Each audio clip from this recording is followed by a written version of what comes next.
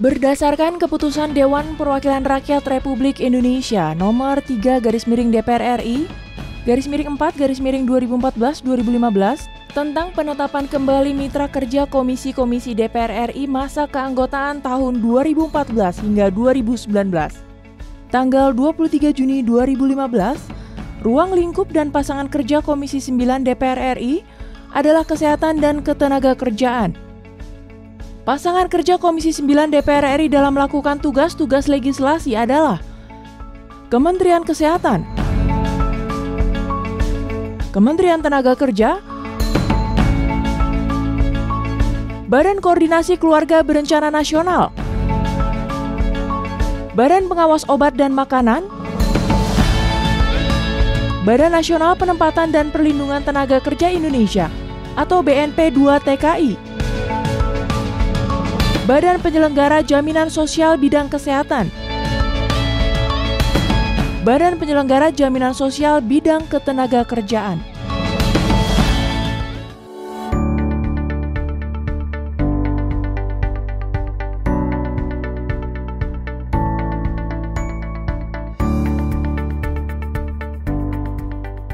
Secara umum Komisi 9 ini itu berada di bawah koordinasi Kestra namanya, Kesejahteraan Rakyat ya. Jadi Kestra di DPR ini banyak ya, ada Komisi 8, 9, dan 10 misalnya. Nah kita khusus di 9 ini secara umum membicarakan dan berkonsentrasi pada dua isu besar. Yang pertama yaitu tentang kesehatan, yang kedua tentang ketenagakerjaan. Nah kalau kita membagi lagi apa saja mitra kerjanya, nah kita mulai dari kesehatan. Kesehatan itu tentu mitra kerja kita itu adalah Kementerian Kesehatan, kemudian di sana ada Badan POM, ya, pengawas obat makanan, ada BKKBN, kemudian ada BPJS Kesehatan. Lalu nanti di Kementerian Tenaga Kerja, mitranya tentu saja Kementerian Tenaga Kerja. Kemudian di sana ada BNP 2 TKI, yaitu terkait dengan penempatan perlindungan TKI kita di luar negeri. Kemudian yang terakhir ya BPJS Ketenagakerjaan. Jadi ini semua jadi mitra kerja dan yang setiap waktu tentu menjadi mitra yang diawasi, kemudian bekerja sama dengan Komisi 9 dalam rangka melayani masyarakat itu.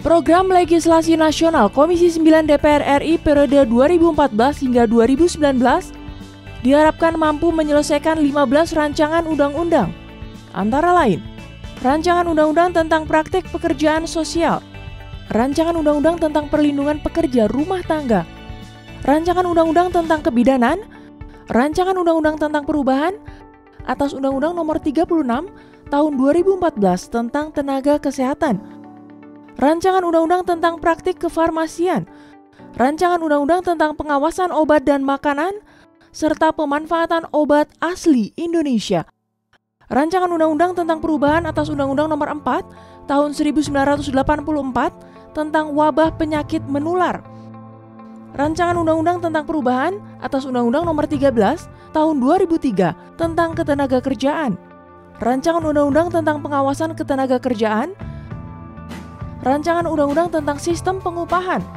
Rancangan Undang-Undang tentang Pembinaan, Pengembangan, dan Pengawasan Sediaan Farmasi, Alat Kesehatan, dan Perbekalan Kesehatan Rumah Tangga, Rancangan Undang-Undang tentang Pertembakauan, Rancangan Undang-Undang tentang Perlindungan Pekerja Indonesia di Luar Negeri, Rancangan Undang-Undang tentang Kekarantinaan Kesehatan, dan Rancangan Undang-Undang tentang Perubahan atas Undang-Undang Nomor 2 Tahun 2004 tentang Penyelesaian Perselisihan Hubungan Industrial.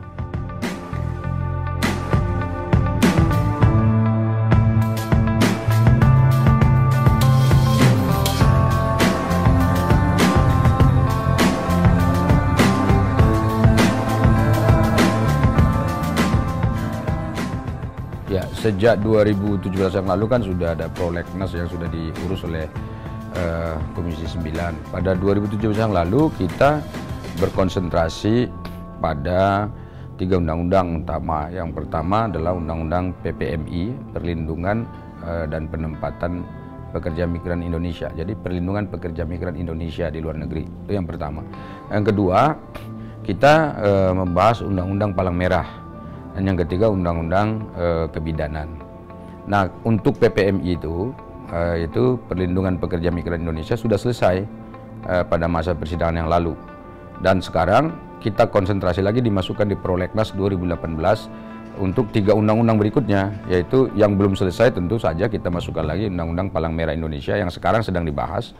Kemudian Undang-Undang Kebidanan kemarin sudah selesai dibalik, sekarang kembali ke Komisi 9, nanti akan dibicarakan bersama dengan pemerintah.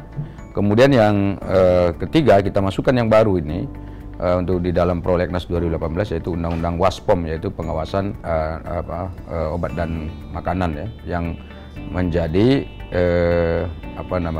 kepentingan dari masyarakat luas.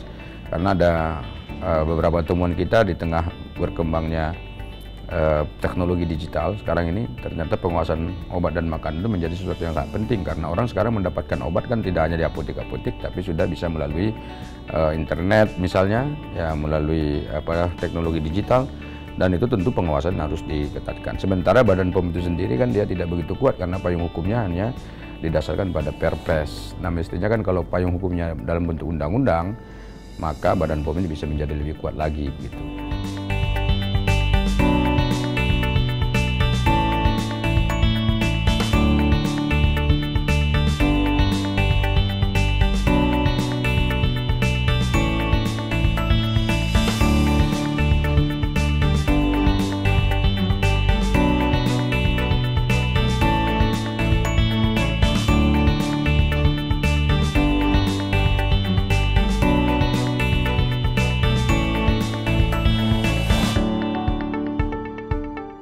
Komisi 9 periode 2014 hingga 2019 terdiri atas Ketua Dede Yusuf dari fraksi Partai Demokrat, Dapil Jawa Barat II.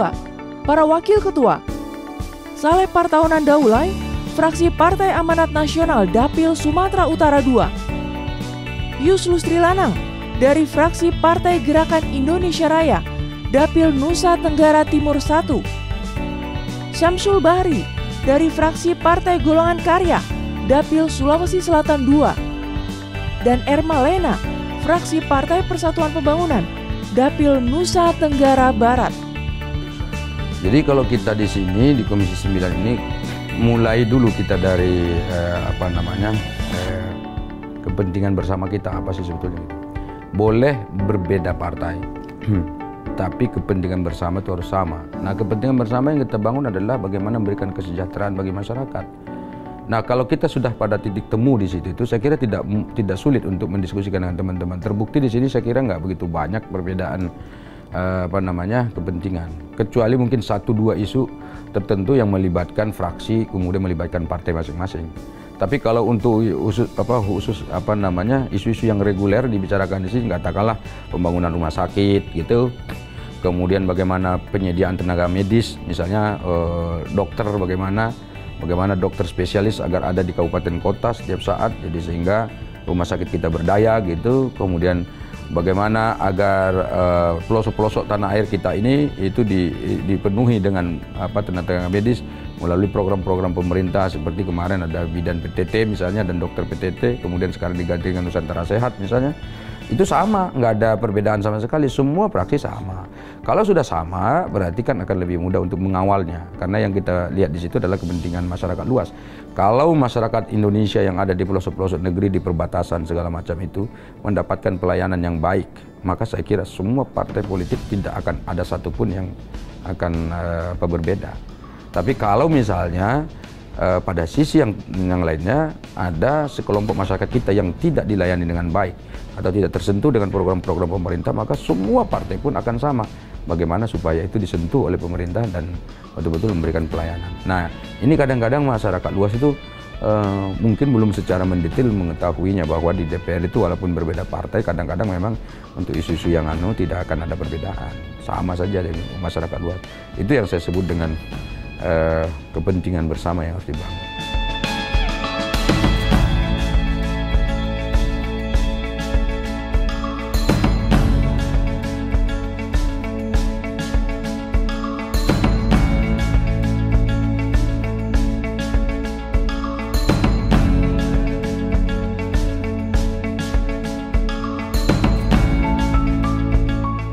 Dalam menjalankan tugas-tugas legislasi, Komisi 9 DPR RI dibantu oleh tim Sekretariat Jenderal DPR RI yang dikepalai oleh Kepala Bagian Sekretariat Komisi 9, Minarni, Eko Riswanto sebagai Kepala Sub Bagian Rapat, Indra Iswani sebagai Kepala Sub Bagian Tata Usaha, beserta staf lain yang berusaha bekerja dalam tim untuk memberikan kinerja terbaik dalam membantu tugas-tugas legislasi Komisi 9 DPR RI.